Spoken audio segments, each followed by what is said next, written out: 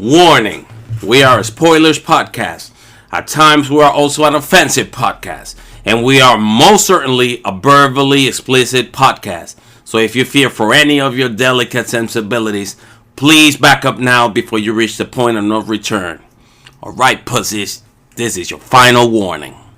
Welcome to our little hole in the world as we wander into another episode of Cinematic Anarchy, where today we're going to be discussing the Nicolas Cage vehicle, Willys Wonderland. And joining me today, once again, we have the IMDb accredited actress and star of the short film Proposal, Miss Piper Aaron.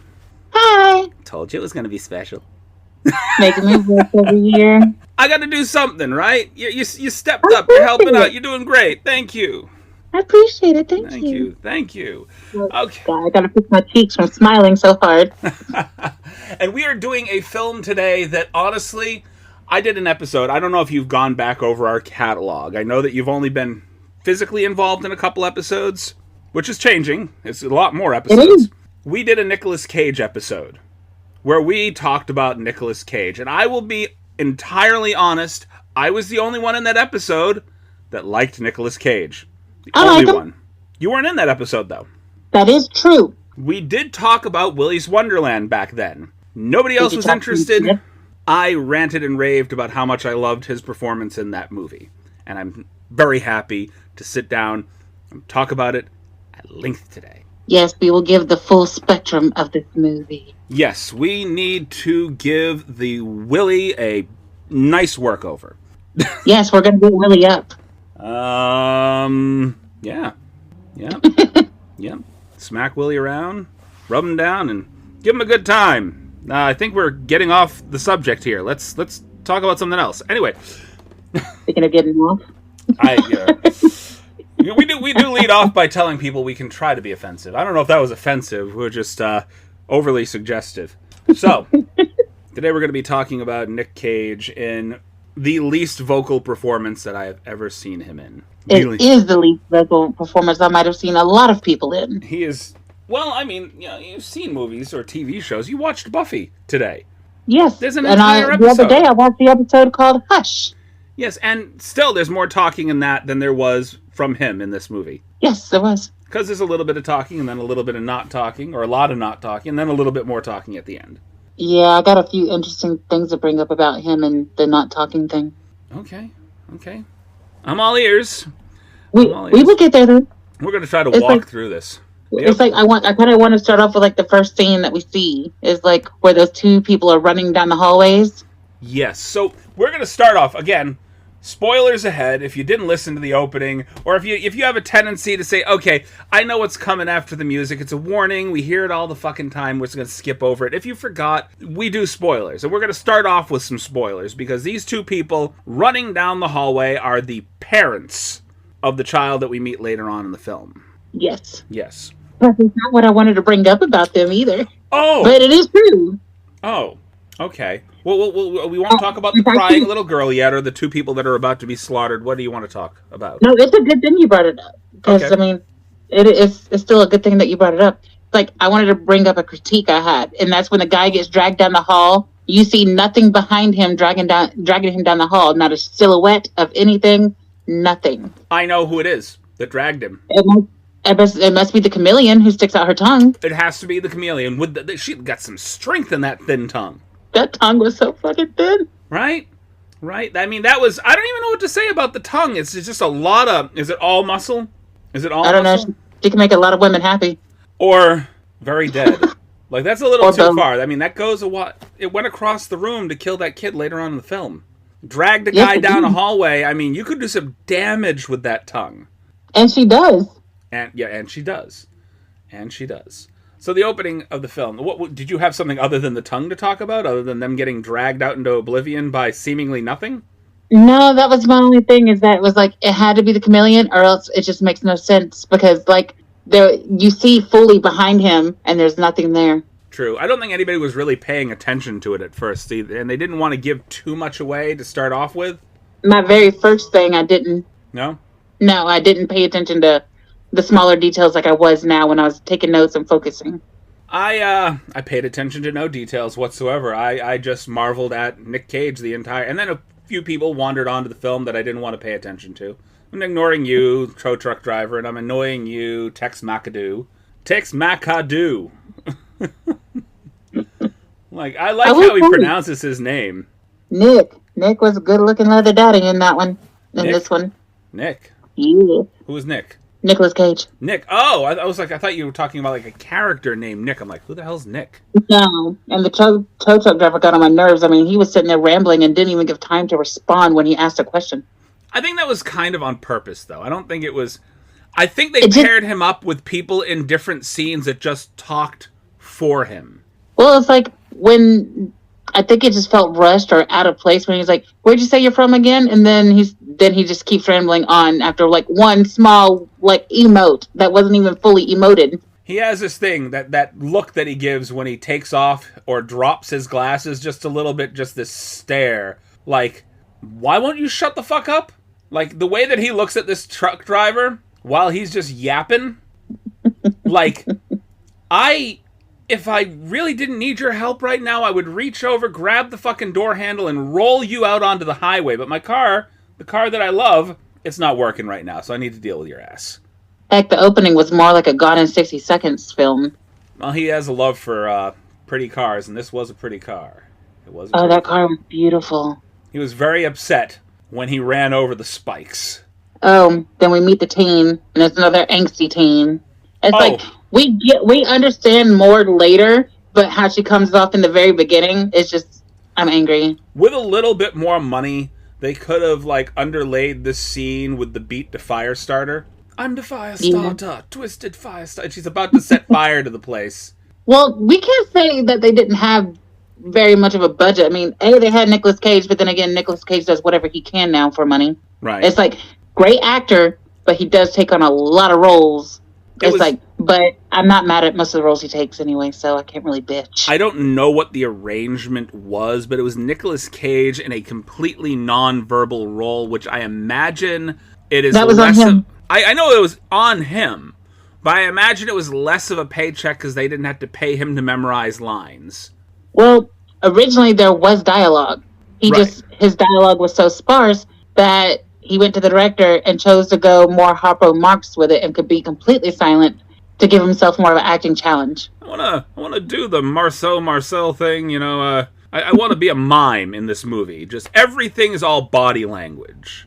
Like I said, we can't say they didn't have budget to get music because they had Freebird playing at the end.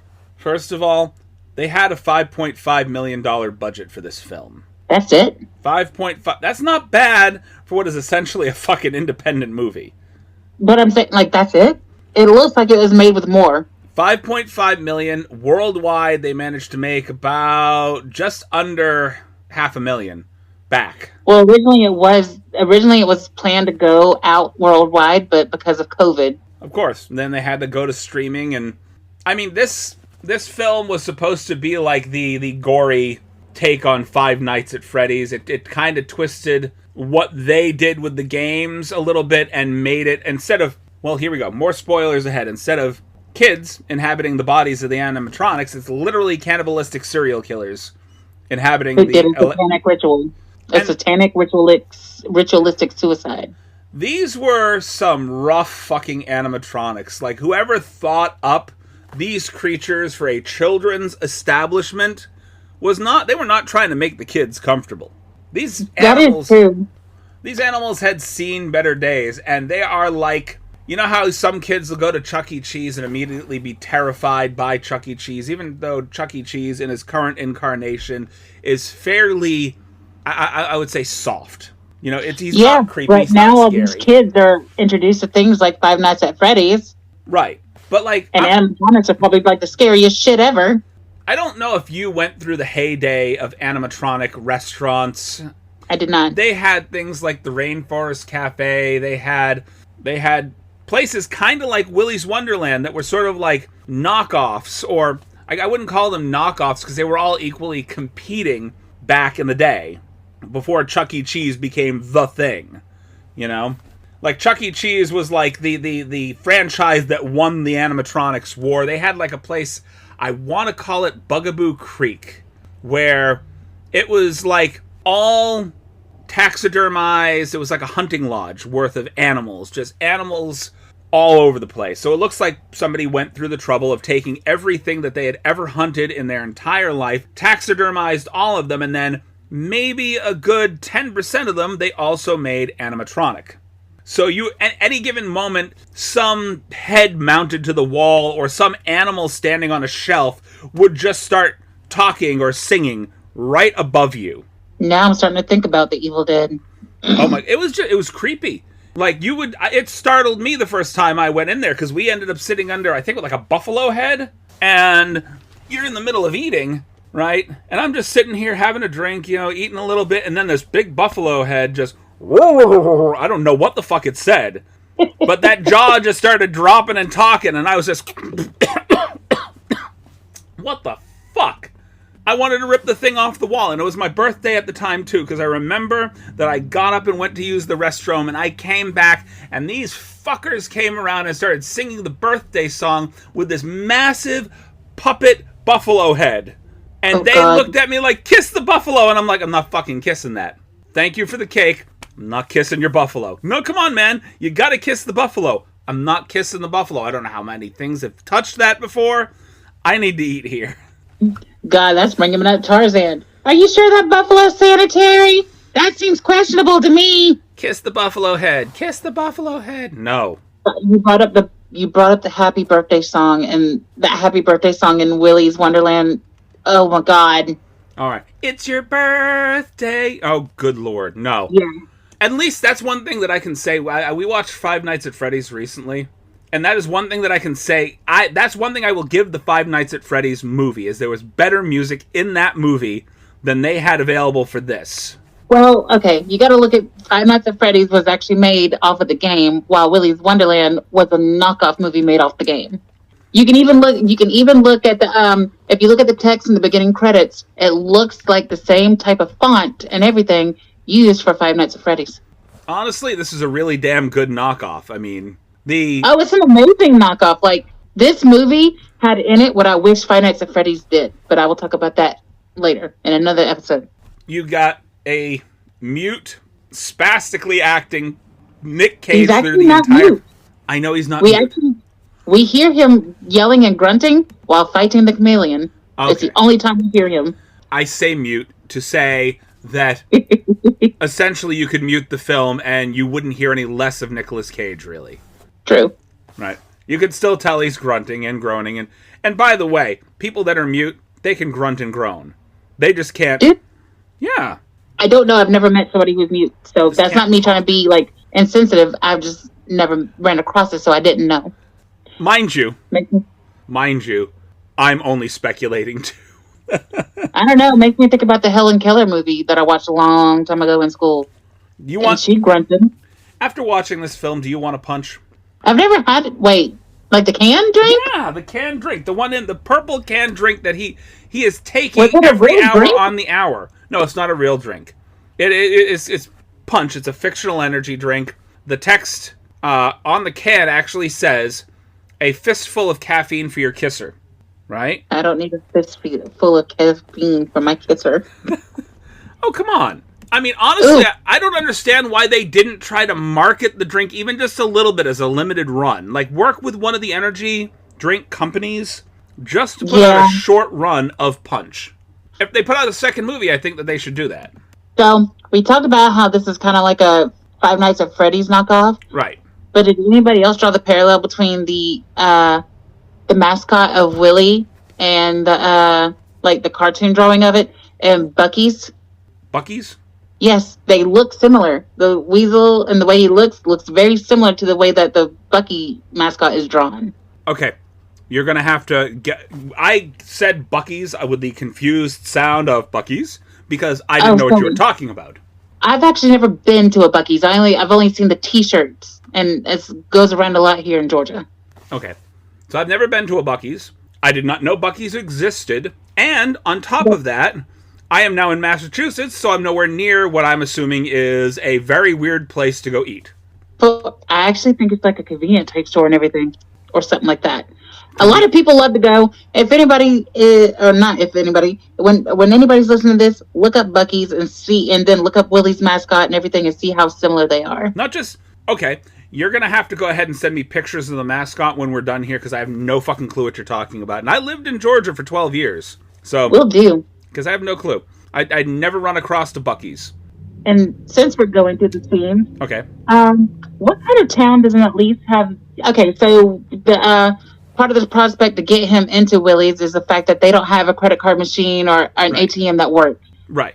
What kind of town, even a rundown one, doesn't have one of those old knuckle buster card imprinters? So their whole thing is that there is no Wi-Fi in town. So their whole explanation is that there was no Wi-Fi, so their machine doesn't work. But I remember before Wi-Fi was a thing, most ATMs were like hardwired.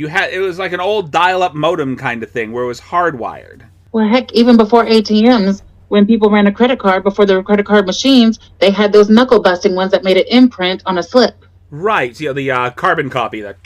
Yeah. Right. Well, obviously, if they had that, their ploy wouldn't work. And they're relying on people being too stupid to ask that question.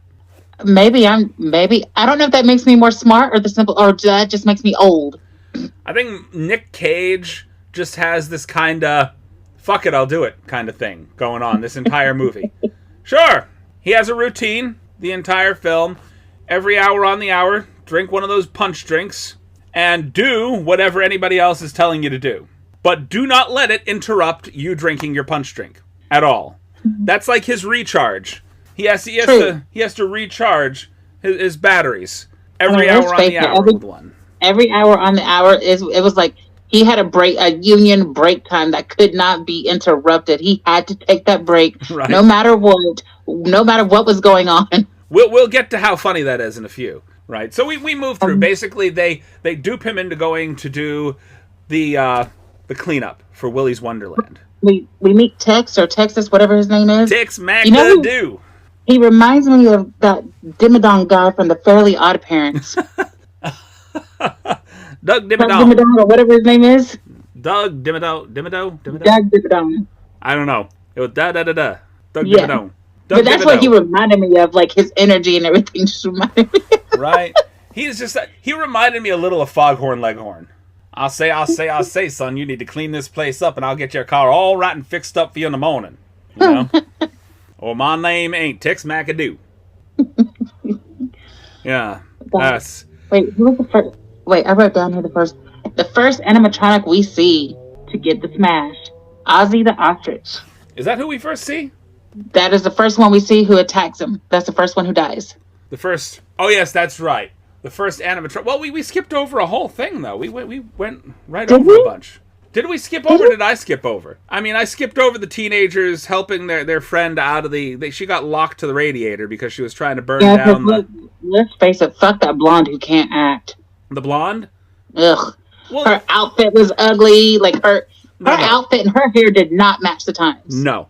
Do not say fuck the blonde who you think cannot act. You know why I say that? Because I'm Kaylee Cowan... specifically for this movie. No. She did the best at playing basically this completely brain-dead blonde. I feel like she only got spurts of intelligence when she popped the bubblegum in her mouth. Just... Is that when she decided to unlock the handcuffs with her bobby pin? Yes. You see her walk in, she pops her bubblegum, and then she unlocks it while the boys are still searching for something to cut the cuffs off. You see, Keys, what are we doing this over here? Her outfit and hair was atrocious, though. Whoever did her costuming, no. She didn't really fit in with the rest of the group. The rest of the group had this kind of grunge thing going on, and she was dressed up for, I don't know. I don't know what she was dressed up for, but... like 40s night. She was dressed up for trailer trash. Well, okay, they're all exiting a trailer, so I guess... Well, it's like, it's her outfit. It just didn't match the times. It didn't match the group? It didn't match the group, but there was another way to make her stand out as more of the hoity-toity airhead. Even though she was still trailer trash, there was still another way to make her stand out. She's an airhead, but she's not hoity-toity. She's a hoe. Am I wrong? She's a hoe, but she did try to carry herself differently. She walked into this place, and when she was thinking about all the murder and mayhem and all the other shit that went on in there, she got turned the fuck on. She's the kind of person that would hear that a serial killer was arrested and sent to jail, and she's the first person in line to be the conjugal fucking visit. She's the one that marries the serial killer in the jail. That's like, I'm gonna marry you because you're behind bars and it's safe now and I love everything about you. That's what that is right there. Later, okay. I'm gonna diddle my skittle to you. She's a serial killer groupie. She loved all of that, and it got her the fuck off. That was the substance of her character. Airhead that gets off when she thinks about murder. She's not gonna be a murderer, but you know, she got added to their murder collection. I'll guarantee you. Just before they killed her, they killed him first, right? Yes. Blood splattered all over her. She was riding him at the time. You can guarantee she came when that happened. Guarantee. Okay, I guess the blood wasn't the only thing that squirted. She died a little too quickly afterwards for us to confirm that. But, you know. I'm talking about when the blood squirted on her from his death. Yeah. Well, I'm just saying. I'm just saying. There was a lot of squirting in that scene. Some scene not seen. But Nicolas Cage through this entire film, he is just literally going through all the motions. His entire mission, this entire film, clean, drink my punch, clean, drink my punch, and the murder that's happening around him is interrupting him. He is only killing off these animatronics because they are delaying him getting back to the cleaning. That's the only reason. I feel bad for his characters. These fuckers come up and fuck with him. That just adds more cleaning he's got to do. Exactly. It's just taking his task of cleaning just that much fucking longer. So. And I also love the whole, I love that there's so many Willys Wonderland shirts for him to change into. Right. And it's later that we get the reason why. Because it's just a stack of them. You're on the team. Yeah, but it's later that we get the reason why.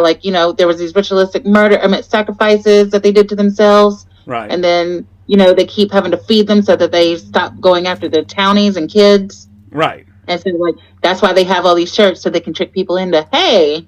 Right.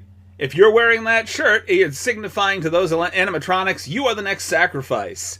That's basically a sacrifice ritual, making him wear that shirt. But at least it gives him something to change into whenever he gets a little bloody. He wants to be nice and clean for the end. I just thought it was interesting. Because like I said, I don't think that he saved anybody in this film. He did not intend to save any of these kids, not let alone Liz. Liv? Yeah, Liv. Yeah. Originally, I don't think he intended to save her. And let's look at it. The simple fact is, he saved her the one time from the night, mainly because the night was breaking tables and stuff. That's more cleaning he's got to do. Right. That's how I looked at it. And then when he was about to fight the chameleon, but his timer went off, right. He handed her switchblade back, and then went to take his break. Right. Just completely cool. Just walked right out of there. He's he's looking at, was it the chameleon? Was it the chameleon? Yep. Right. It was Cammy the chameleon and her. Just looking at each other, he's like, I'm all ready to fight. Puts his fists up and everything. Then the timer goes off and he puts his fists down. He looks at his watch. He looks at her and he's pats himself down, finds the knife, hands it to her, and just walks off. Obviously doesn't say anything the entire film. Just leaves Oh my God. Right. No, something just clicked in my brain. Earlier, he took the switchblade away from her when she was about to start stabbing the animatronics who weren't moving at the time. Right. Because probably took it away from her so that it wouldn't make a mess. Exactly. Everything that he does is to clean this place up. He's got one mission. That's the only mission he has. It's not to save the girl.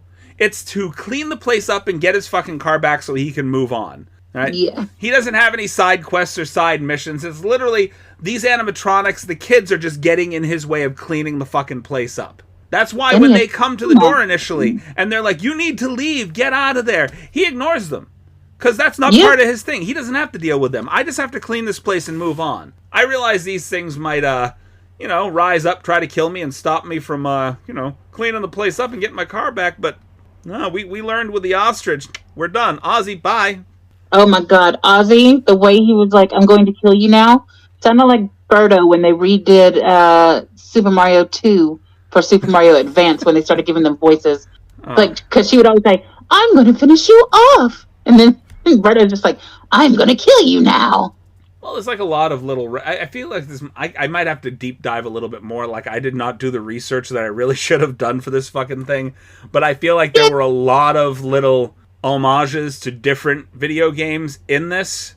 I like you said, I like that he changes his shirt every time he gets a little bit of blood on it, cleans himself up, goes back to cleaning. He's cleaning everything. He doesn't want blood on him. He wants everything clean. I am janitor boy. This is my mission. I am done, you know.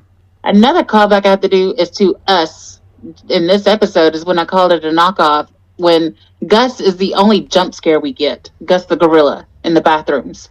Right. Well, it was a jump scare that was set up. You were waiting for it. You were waiting for it, but when it happens, it could still potentially give you a jump scare. It's the only thing that was set up more to be a jump scare, in my opinion. Right. Pretty much. I mean... Because, like, all the other ones, we see it coming. We see them. I mean, like, the strobe lights with the siren and all that. Gus the gorilla was probably my favorite kill in the entire fucking movie. Just curb stomping him into a urinal. Just place your teeth on this urinal. It's also probably one of the more gruesome animatronic kills in the film. Like, I mean... the most gore we see is from the deaths of the animatronics? That's the only...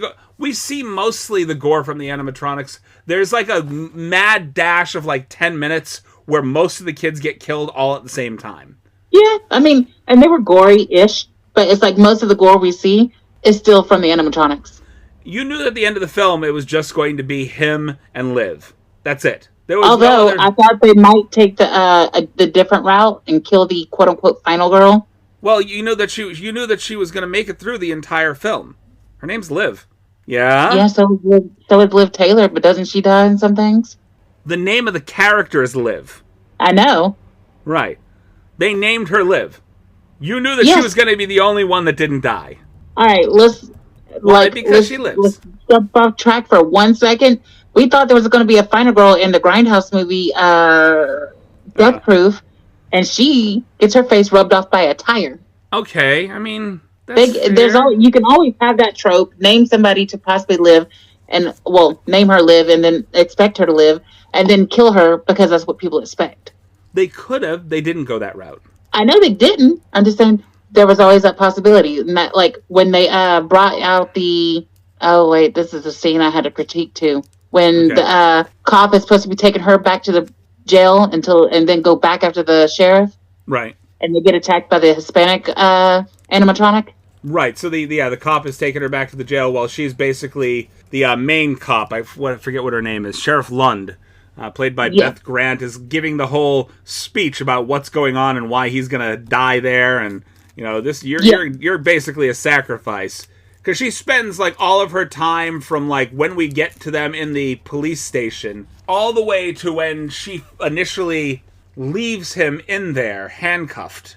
It's all her explaining why this is the way that it fucking is. It was done well, though. Like, they didn't just leave it on her to be a boring explanation. No, but again, somebody had to pick up the talking because Nick Cage wasn't. He's not talking in this film. But that cop who was taking Liv towards the police station or whatever, when they get attacked by the Hispanic one, who's basically saying, ow, my balls, ow, my balls. Right. When he's supposed to be dead on the ground while she's beating the shit out of the other one, and you can see her breath, which means they were filming out in the cold at night. And when they pan out, you can see that cop is still breathing because you can see his breath in the air. Oh, come on, don't ruin any of the magic for me. He was dead. Well, I mean, he could have been in the middle of dying. He may not have been completely dead. Nah, he was breathing as much as her. I mean, think about it. If you've been fucked up royally by some turtle that's basically... Turtle animatronic, by the way, that's just eating you. Your guts are spilling out. You're not dead. You're gonna... I think he is supposed to be dead by this point. Okay, fine. I'm just trying to give excuses for why he was breathing. You're ruining the magic for me. But in fairness, we didn't see him actually die. Like, we didn't see an actual final blow to him. Right, there's only one... I think there's only two characters we didn't see an actual final death to. There was... Not Tito the Turtle. There was that cop, and there was... one of the animatronics didn't die, if I'm not mistaken. The siren. She dies. No, she didn't die. At the end, she blows herself up. No, she blows the car up along with Tex McAdoo. You also see her split. Maybe Maybe I didn't pay that much attention. It's like, because she lights it, and she's still back there when it explodes. Like, you actually see her body fly out, too, and start to go into pieces. I could have sworn she got away. Maybe I'm wrong. All right. I mean, do you think that... I mean, they're talking about a sequel. Do you think that they're basically stating that these creatures or these possessed animatronics, the possessed souls moved on to new animatronics within the amusement park that they're going to be using? Could be. I mean, if there's a magical tether, it could always be a thing. Yeah, possibly. Okay, let's get back to talking about curb-stomped gorillas and other fun things, like kids that are about to get murdered, slaughtered, and all sorts of stupid. Oh my God, let's first, before they get murdered, we got to talk about the song that predicts their murder. Okay, go ahead. Like the 6 chickens, because they even said there was like, there's 4 chickens, 2 hens. Right. Or no, there's 6 chickens, 4 roosters, 2 hens, because there was 4 men, 2 women. Right.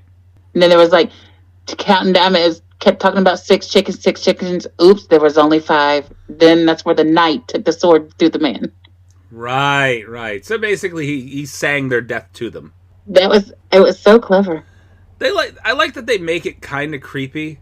It's not completely creepy. Because you're too focused on the fact that Nicolas Cage is basically working his way through a bad video game movie, and the kids are basically dealing with a bad beeline horror movie plot. And they're both completely separate from each other. At no point is Nick Cage's movie affected really by the kids. They're not. No. It just is more for him to clean. He's not looking at it like, oh my God, all of a sudden there's this B horror movie going on around me. No, he's just, fuck.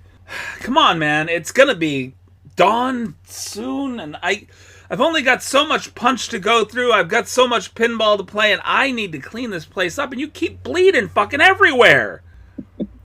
You two jackasses, you died in the ball pit. Now I gotta clean up every single one of these balls. Which one? Who died in the ball pit? No, they didn't die in a ball pit. What were they on? What were they on when they were, when they were boinking? They were boinking. I don't know. It looked like it looked like an inflatable beach thing. I don't know, because it looked like it had a beach scene. Because that's where that's where Allie the alligator came in and ate him. They committed a cardinal horror movie no. Do not have sex during the horror movie. You know how you spoke about Nicolas Cage basically being like in a video game type thing? His whole death scene, or, killing Allie the alligator, right? Could be, the way I'd put it is like a quick time event where you have to push the buttons like so fast or whatever to rip the mouth open. Yeah. That's what it reminded me of. Like, I think, you're watching it, and every time he kills something or he gets to a certain point, it's like you have to... I don't know if you've ever played... oh, God, what is the name? It's a zombie fucking game. There's a zombie game. I can't remember the name of it off the top of my head, and I know it's a fucking popular game. It's like a Japanese zombie game where you have a certain amount of time that you have to complete tasks within. And whether or not you are done those tasks, your day ends here. And then you've got to do A, B, and C, and your new day starts. And that's kind of how this film is treated, where all this shit's going on around him, and his new day is started by a game of pinball and a can of that punch. So basically, he goes through, A, B, and C, doing all his cleaning, and then beep, beep, beep, beep, time for the punch, time for some pinball, and then he plays pinball, drinks a punch, crushes the can, throws it away, and he goes back to his cleaning, and his new day starts. Okay. Every time you bring up him playing pinball, I get to when the last time he played it, and he's just sitting there.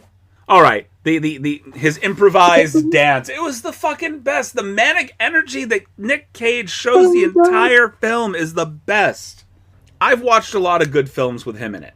Some good, some really fucking bad. All right, and you know me, I love a good bad movie.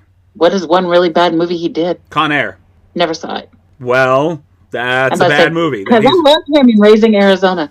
There are so many bad movies that he's done over the course of his career. He's now that guy that in any given year, if you go look at his IMDb page, he puts out 4 to 5 movies a year, right? Damn. So he is the guy that is constantly working. I think something broke him when he didn't get the Superman role, he's like, if they're not going to let me be him, I'm going to be everything. And now he is doing every fucking movie humanly possible. And I want to say every other movie is good. He does a fucking horrible movie, then he does a great movie. He does a fucking horrible movie, then he's a great movie. And it's literally just back and forth. Horrible movie, great movie. Oh God, the movie that he just did, which is just about him being him, next to Pedro Pascal. Unbearable Weight of Extraordinary Talent or something like that. Where basically he's on vacation and Pedro Pascal wants to befriend Nick Cage, basically. He's like this Colombian gangster or something that wants to befriend Nick Cage, and it's this whole thing. So, it's a really good fucking movie, but you paired that with like a movie that he did just beforehand, and I can remember watching 2 other films that I went, it was like The Ghosts of something or other. And I was like, this was just pure fucking trash. What the hell is this? Confusing, horrible, pure trash. It's like, I don't even see a plot line in here. Well, maybe there is a plot line in here, but it's just too all over the place for me to figure it out. And that's just how his career has gone. It's just been, he's gone away from being the action hero guy in movies. You know, you're not seeing stuff like The Rock or Gone in 60 Seconds, that kind of stuff from him anymore. He is literally just making sure that he does everything humanly possible. He is every single kind of character. There's a couple of movies that he's doing I'm looking forward to seeing. I won't lie. If somebody was offering me all these damn roles, I'd probably take all of them too, just to build my resume. You know, if you knew that you were just Nick Cage and no matter what you do, you're Nick Cage, wouldn't you be the best version of Nick Cage you could be? I'd be every version of Nick Cage I could be. Exactly my point. If you were Nick Cage and you realize that no matter what you did, everybody's going to see you as Nick Cage. Of course. Like watching an Angelina Jolie movie. I'm going to be every fucking version of Nick Cage that I can be. He was great in Renfield. That was a fucking fantastic... I've not seen that yet. I want to, and I'm going to. I am just sitting here. The biggest laugh that I got in that movie, second time that I was watching it through. And I'm sitting here and I'm watching it with my son the second time through. Because he was a little annoyed that I watched it without him. And I don't remember. It was the point where Nick Cage as Dracula, runs across Renfield when Renfield has gone to get his own apartment. And I'm not going to give anything away but that. But there's this whole interchange where he is just butthurt about Renfield trying to separate himself from Dracula and be his own person. And Nick Cage starts going off and he is sassy as fucking hell. And that's exactly what my son says. He goes, wow, Nick Cage is a sassy bitch, isn't he? And I go, yeah, I mean, that's kind of what I was thinking here. There's a couple movies that I want to see with him in it. Sympathy for the Devil, Dream Scenario, and The Retirement Plan are 3 more of his movies coming out this year. He has already been in the Flash movie, Renfield, and a movie called The Old Way. So that's 6 movies just this year alone that have been released for him. And I was wrong about something. The alligator's name isn't Allie, it's Artie. Artie the alligator? Artie the alligator. Did you misgender Artie the alligator? I'm trans, so what? I mean, I guess I guess if it's justifiable. I didn't, I just think, when I think the word alligator and I think of a name for an alligator, I think Allie. Alligator, yeah. Artie the alligator, yeah. Artie the alligator. Were they trying to even it out? I go, we got Nighty Night, which is technically, Nighty Night is technically your non-gendered character because you can't tell if it's a girl or a boy at all. It has a mustache. Huh? It has a mustache. Did Nighty Night have a mustache? Okay, I just thought it was a helmet. helmet. Was like a night version of Burger King. Yeah, I didn't think about that. Honestly, I just saw Siren Sarah, who looked like Tinkerbell, with Melina's face once she decided to stop having that sweet face. Tinkerbell. It looked like a cross between Tinkerbell and Rose McGowan's character at the end of Jawbreaker. Yeah. How did her character? I can't remember how her character looked. I'm gonna have to watch the movie again. At the very end of Jawbreaker, just after she basically wins prom queen, and they out her as the murderer of Liz, and she's just crying, and her makeup is just streaming down her face. Well, it's like when I look at Siren Sarah, you know, she's got that sweet face at first, that Tinkerbell-ish face, and then next thing you know, her mouth looks like it's like elongated, like almost like with a Glasgow smile, but with teeth. And I'm just like, They took you from Tinkerbell to Melina from Mortal Kombat really quickly. First of all, I'm now looking at it right now, Nighty Night, right? Big fucking mustache, big honking fucking nose. How did I miss that? Why did I think that was like the faceplate to a fucking helmet? Like, how the fuck did I miss that? That is beyond my mental capacity to realize that I just missed that altogether. He looks like a big Irish knight. Is he wearing a kilt? He should be wearing a kilt. He looks like an Irish knight. Why am I saying that with a weird Irish accent? By the way, I don't know. You zoned out there for just a minute. Oh, sorry. Yep. You just I heard you go, and then. So what else? What were you saying? Am I back? Okay. Yeah, you are. I was talking about Artie's kill. Looked like another button mash from when he was shoving the head right into the wall. Yeah, there's a lot of incidences here. I think like the animatronics are going back and forth. Like they're the only non-consistent part. Like I feel like the townspeople, like some of the townspeople are specifically in the court of the video game movie. The ones that are confused. I feel like the tow truck driver and Tex McAdoo they are both. I can't say his name. Like I can't just say McAdoo.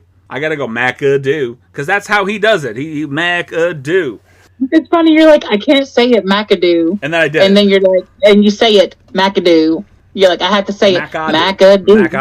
McAdoo. Anyway. Oh God, your season's coming out. Oh, my record's fucking skipping. But I feel like Tex McAdoo and the tow truck driver are both solidly in the video game NPC camp, but then the two cops are solidly in the bad B-movie camp. I don't think that's the cop doesn't go over into the video game camp at all, because both Tex McAdoo and the tow truck driver are basically providing him the instructions and the incentive to get from point A to point B within the game. They're the ones that give him his quest. They're also the ones that give him his shit back when the quest ends. They are the reason for the end of his quest. Okay.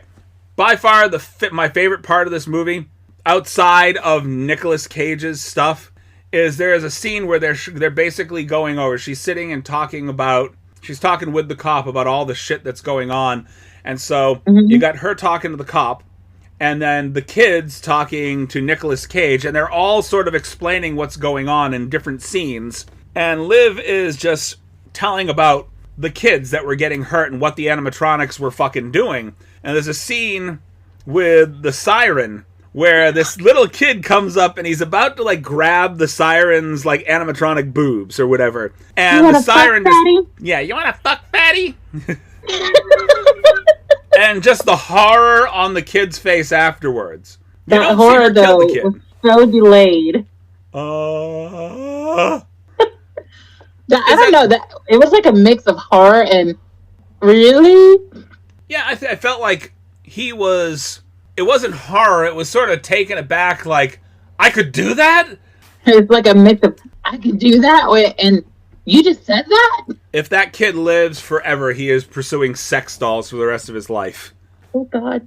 You know that he's gonna have one of those fuck robots. He's already trying to squeeze the cans of an animatronic robot in the middle of a children's facility. You wanna fuck, fatty? And then she reciprocates. Obviously, he's gonna be like, I gotta find one that does that.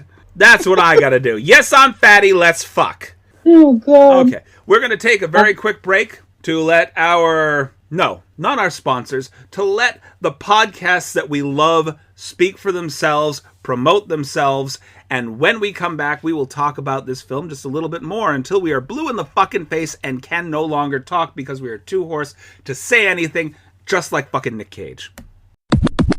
This is Two Chicks Talking Flicks, where we review movies. We try to dig deeper and go more in depth. And profound for me. Yeah, for me, I'm just like, what? We even bring up relevant topics. I remember from Punky Brewster that you don't go inside the fridge. No, and we're here to have those tough conversations. Mm-hmm. And she was wearing a white dress, which was yellow. Huh? It was yellow. So if this sounds like the podcast for you, please enjoy. New episodes every Tuesday. Yeah. Hi, I'm Rachel. And I'm Matt. We are the hosts of the Strange and Beautiful Book Club. On the Strange and Beautiful Book Club, Matt and I share our adventures discovering forgotten movies, television shows, and books in the science fiction, horror, and fantasy genre. Not necessarily good movies, though. Oh, certainly not. We love a good, bad movie. The quirkier, the funnier, the more campy, the better. But we talk about some classics, too. Of course, we can't ignore our favorites like Highlander or the 1990s vampire cop television show Forever Night, which we are currently covering one episode at a time. As if I could forget. Oh hush, you love every minute of it. Come join us every week as we discover, discuss, and dissect fantasy, horror, and sci-fi genre classics. New episodes release every Monday, Wednesday, and Friday. So remember, sometimes the strangest things are the most beautiful, too. So be who you are and love what you love. Until next time, friends. Bye! All right, our friends from the other podcasts had their word, and now it's time for us to have the rest of our say about Willys Wonderland. So, getting through, we're getting into the part where basically the entire animatronic cast decides to decimate most of these teenagers. Everything's sort of bleeding together for a few minutes. The only constant, right, well, everything's kind of, as I was saying, bleeding together, mostly because these things are killing them, is that Nick Cage stays on his plan.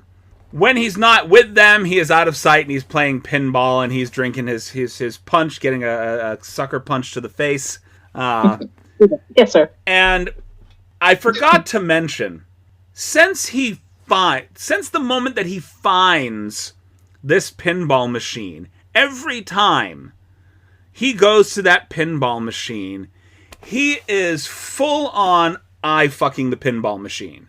Every play, every tap of the buttons, it is like he is just orgasmically going through the rhythm of playing with this pinball machine like it is a partner. It is a lover in bed, and he is having the time of his fucking life with it. And then he was like, damn, I'm spent. And then he drinks his punch and he goes about his day. Well, I mean, he's probably touching those buttons on the pinball machines like they're nipples and they need twisting. The only other time he has that look on his face the entire movie is the first time that he sees Liv in the movie. The first time. Oh, that's creepy. It is creepy. It is creepy. Just because of the age difference between the two of them, it's uber creepy. However... And she's supposed to be a teenager. Well, yeah. I don't like it. I'm not saying I enjoyed that part, but I'm just saying that's the only other time that he has a look on his face that looks like he's eye-fucking something in the damn movie. It's probably the best interactions are with him and the pinball machine. Just... everything else, even the kills with the animatronics are like, oh yeah, okay, I see him. He's really getting into the kills. He's basically this just brutal fighter of a guy, but he's not killing them because he's angry at the animatronics or for any other reason other than the fact that he's like, you are in my way. I need to clean this shit up. You're making a mess. Would you fucking stop? But are we seeing him really get into the killing, or are we seeing somebody who's like, when we see the emotions across the face during the killing, is it somebody who's basically fighting for their life and also just trying to get something out of their way? Because the emotions behind the killings are not the same as the ones behind the pinball machine. No, not at all. Like, it seems like he goes into a quick rage, but I think it's, like I said, it's because they're messing the fucking place up. They're wrecking the place. And so he is supposed to be cleaning it. The only way he's getting his car back fully paid for by the time this is over is if he cleans up the establishment so they can get it back up and running. And every time one of these animatronics goes fucking haywire, he's like, do I have to fucking do this again? And he is pissed. He is pissed because they're screwing his place up. It's like an old man where the kids get on his fucking lawn. You're fucking with my grass. I will kill you. You know? Get off my lawn. Get off my lawn. But he's telling, get off the stage. Stop bleeding all over the place, you know? Get off my floors. I just mopped them. Did you, there's blood everywhere. Why did you, he doesn't even care that the kids got killed. It's just that there's blood everywhere and now he has to clean it up. He's just like, motherfuck. Yeah. It's, all sorts of fucking dimension. I think that, like, he has just a sociopathic focus on just getting from point A to point B.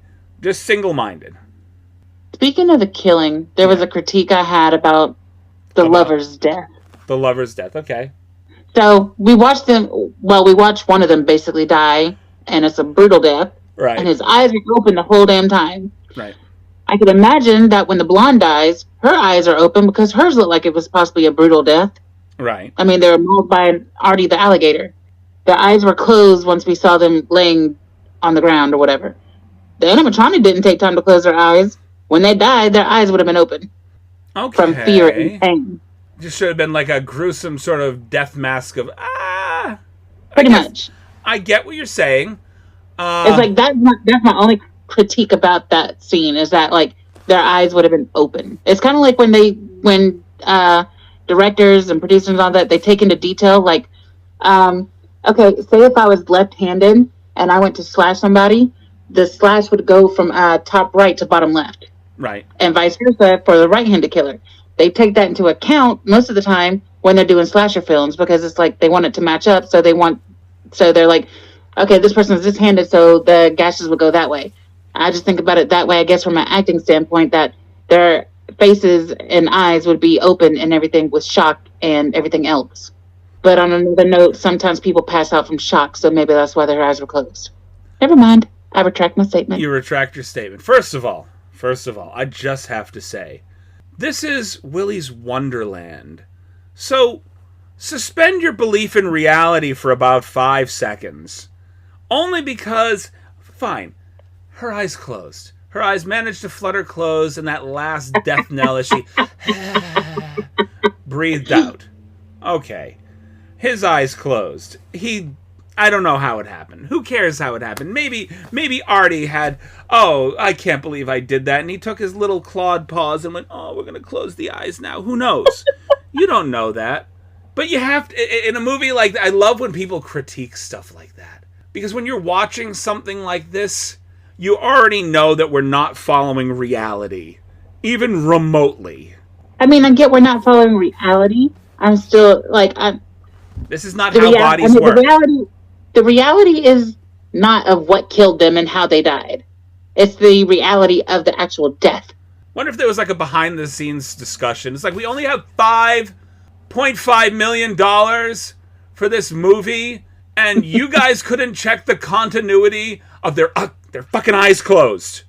They were closed. Why weren't they open? You couldn't check the continuity. We can't go back and fix this. We only had one fucking take. Oh my God, I'm that bitch. It's okay. You know what? I've become the Karen of critiquing a movie for not having their eyes open when they died. I forgive them that little slight for the absolute wonder that is Willys Wonderland and Nick Cage in this fucking film. In fairness, I did forgive them and retracted my statement. There's a lot that needs to be forgiven in this film. There is. No. Yeah, there is. There really is. There is. Yes, like that cop's still breathing when he's dead. See, you're coming up.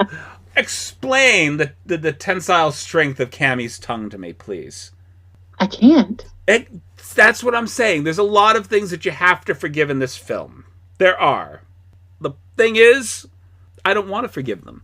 I love it. Fine, their eyes were closed. They died while fucking. I don't care. It was funny. Yeah. Did you hear that? I didn't hear that. Has that thing been watching this the whole time? Oh my God. Fucking the alligator just watching them from the shadows for a few moments. Like, how long were you standing there? Because they heard him earlier, too. They just didn't see it. Yeah. It's just funny. It's like, has that always been there? He's painted all over the fucking walls. He's everywhere. He's been in every room we've been in. Right. That should have been their first clue. He's been in every room they've been in. Is that following us? Yeah. They already know what happened in this place. They had a whole thing where they were basically explaining the backstory to Nicolas Cage, and everybody was in the fucking room. All these kids know why they're going there to burn this place down and what the history of this place is. So why would you choose to have a sexual tryst in the middle of a place that you know has animatronics possessed by cannibalistic serial killers? Because you brought it up earlier. It gets her off, or it gets her turned on, and his blood went downstairs. It was no longer thinking upstairs. Man, he was just dumb as hell around her. From the second, you could tell that he was just dumb for her. Dumb. And we could also tell he was just whipped for her, too. Second, she kissed him. As they were exiting that fucking trailer, you could tell all sorts of dumb behind those eyes.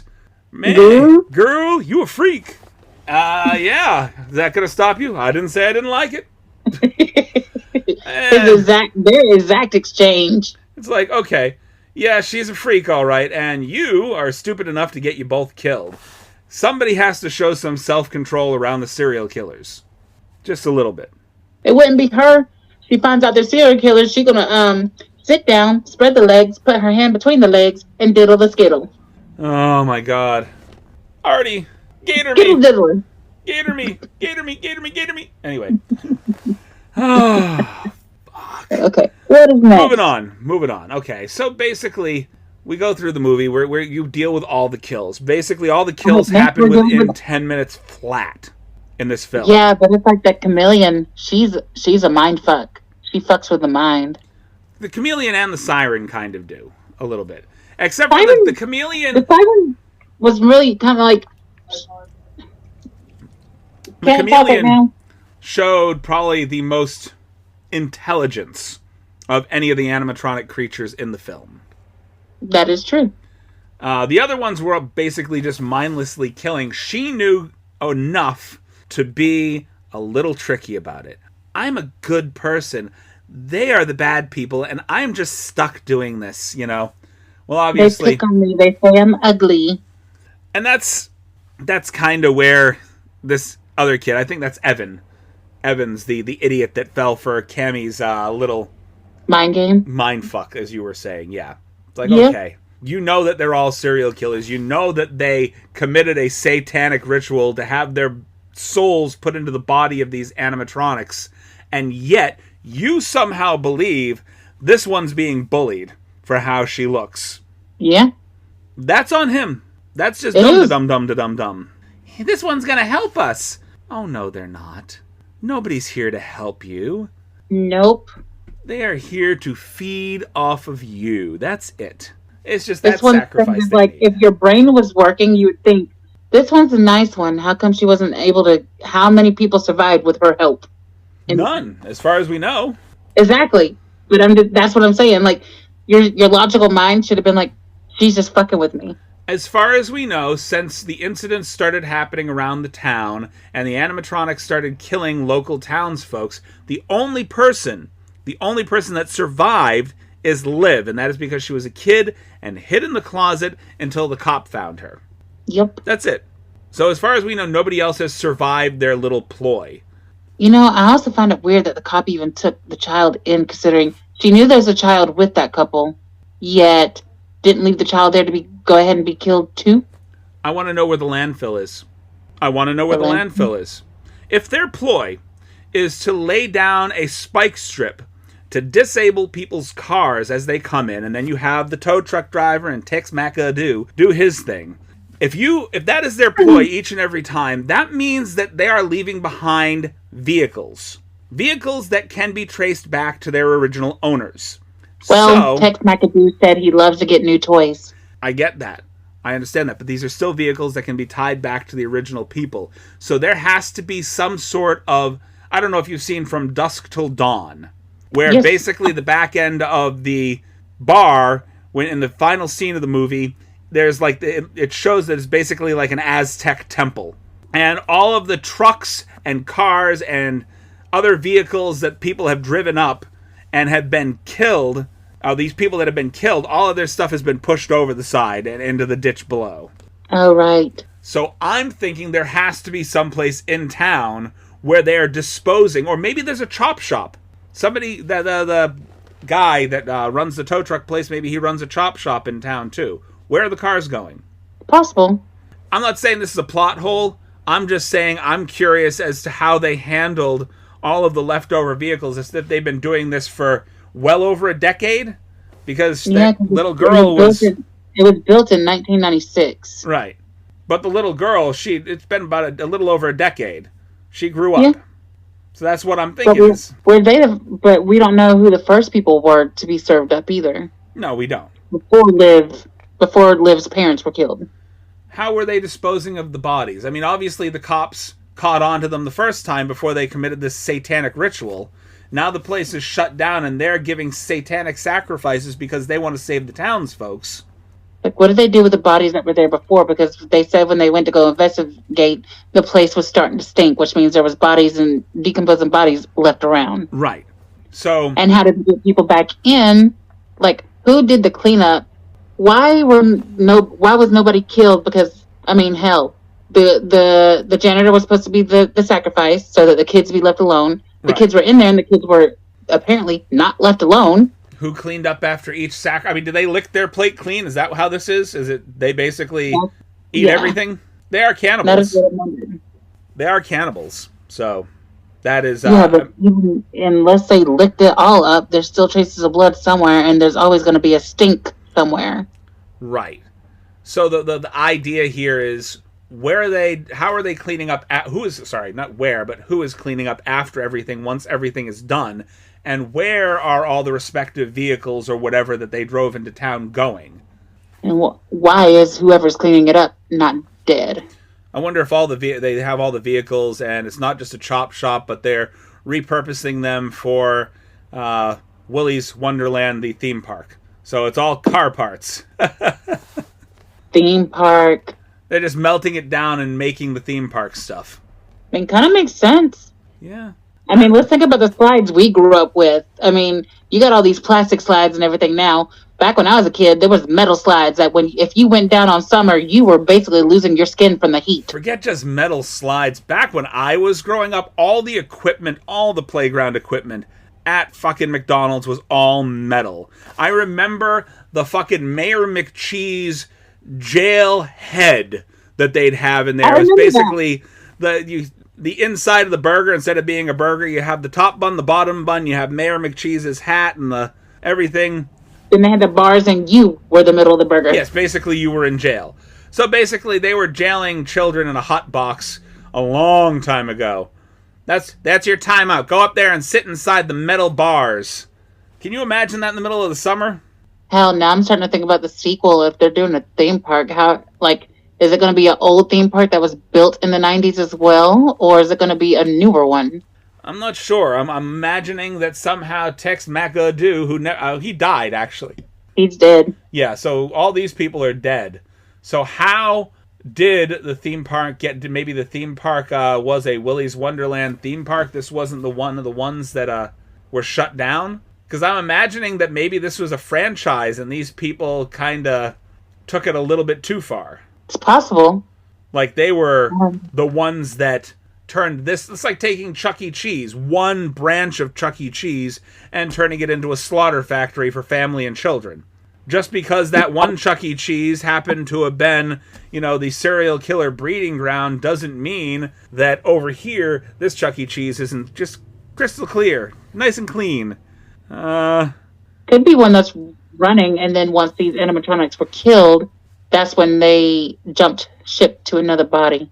And then it starts going downhill. This actually, getting back to the movie for just a minute, where we're moving on to the sequel.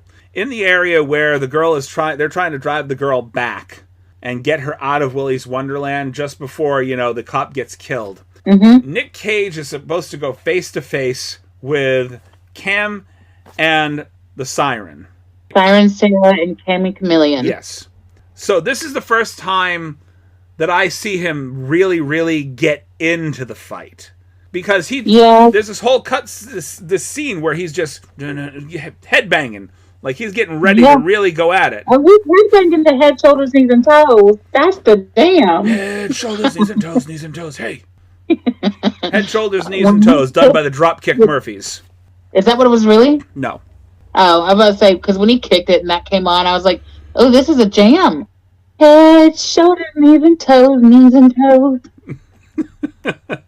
That's probably the only time I've ever got down to that damn song. Ever. I think that's all I remember of Head, Shoulders, Knees, and Toes. Just that part. They go through all the verses. Yeah, they do go through all the verses. I didn't remember any of it. I was about to say, I didn't even know there was that many verses. I just remember handcuffed Nick Cage somehow getting Siren on the floor. Sarah Siren. You'd think that I had been drinking something, but no, I've just had Perrier tonight. I'm just exhausted. You're so bougie. Bougie. I would have thought that you would have bit like before he could get his legs around her neck, I would have thought he would have chomped down. You could have, yeah, because she had the whole, oh God. The glass-ear smile. Ichi the Killer smile going on. I don't know if you've ever seen that. No. Oh God, I have got to introduce you to so many good fucking weird movies. I'm gonna introduce you to some weird fucking shit because there's some stuff that I've been wanting to touch on that none of the other castmates would go anywhere near. None of them. I'll watch them. Okay. I'm holding you to that. You've already agreed. I'm an actress. I love to watch things that were either bad, so bad they're good. They're good. I like things that, even if they're bad, are just fucking unconventional as hell. I mean, that makes sense.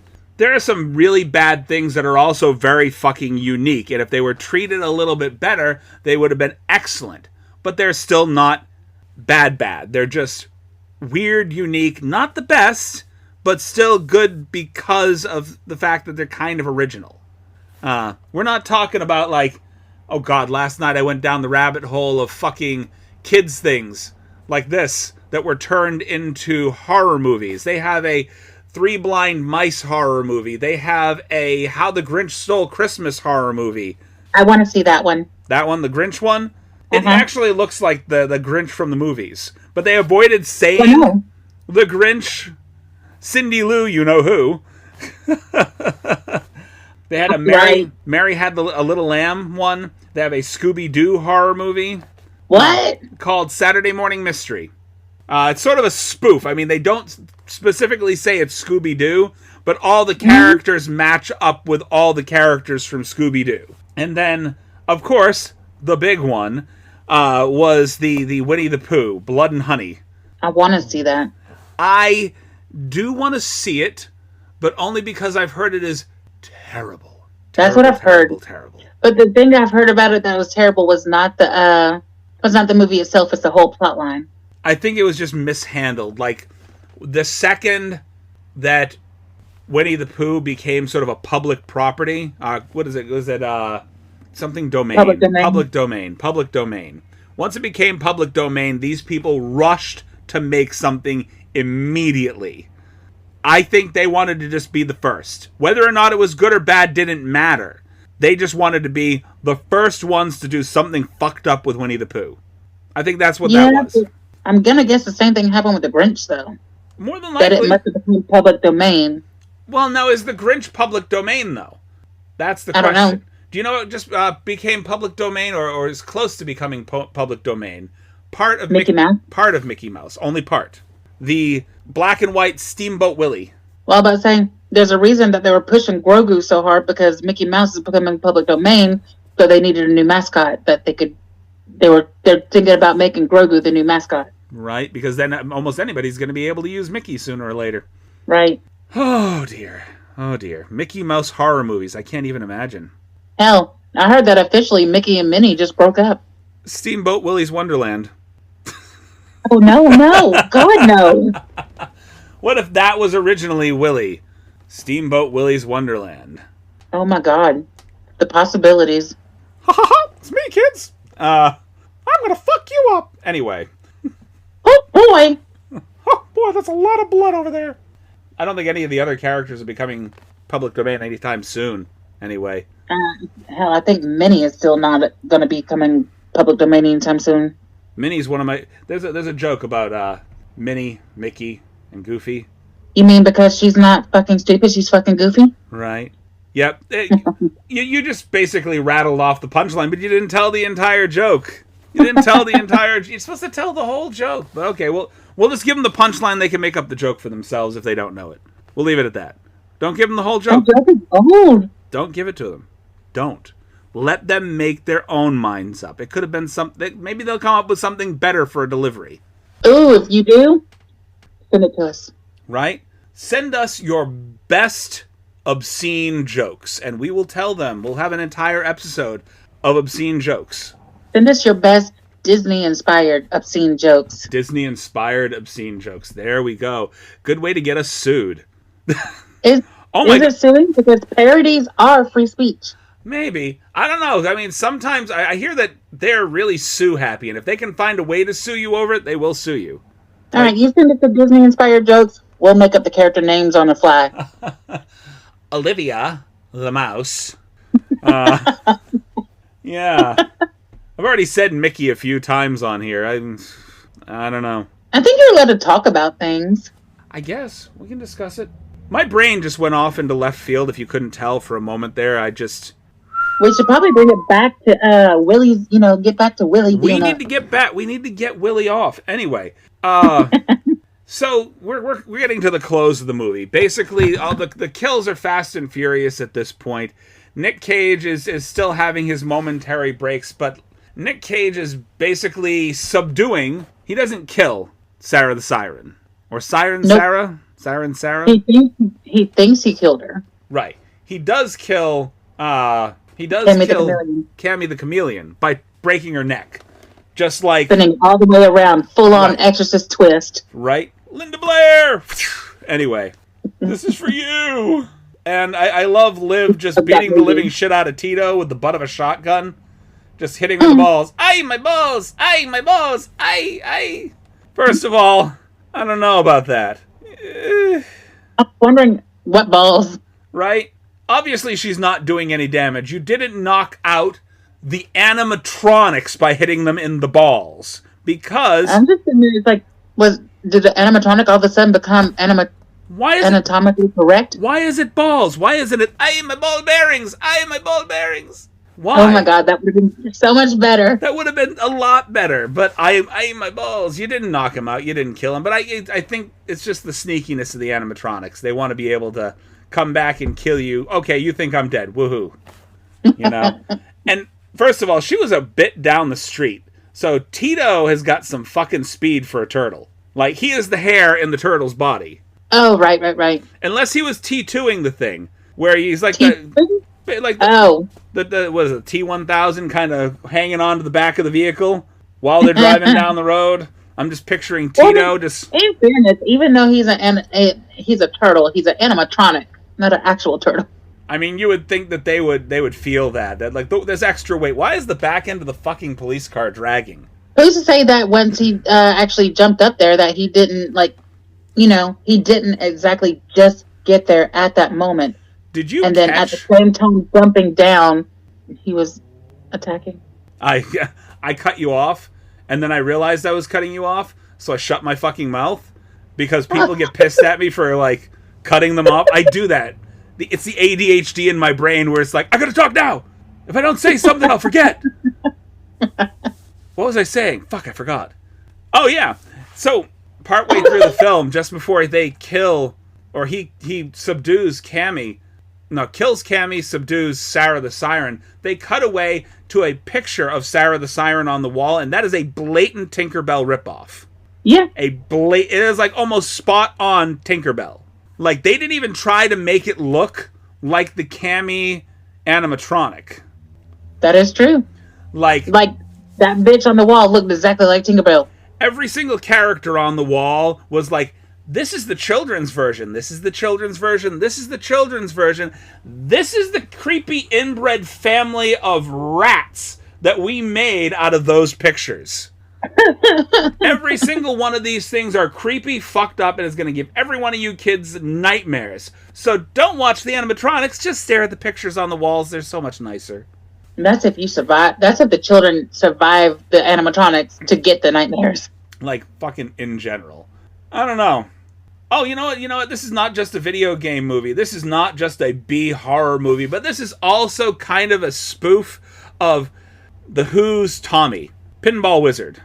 He's a pinball wizard. You never heard the song Pinball Wizard? Nope. So many sights I have to introduce you to. I don't think that's the line from Hellraiser. We have such beautiful sights to show you.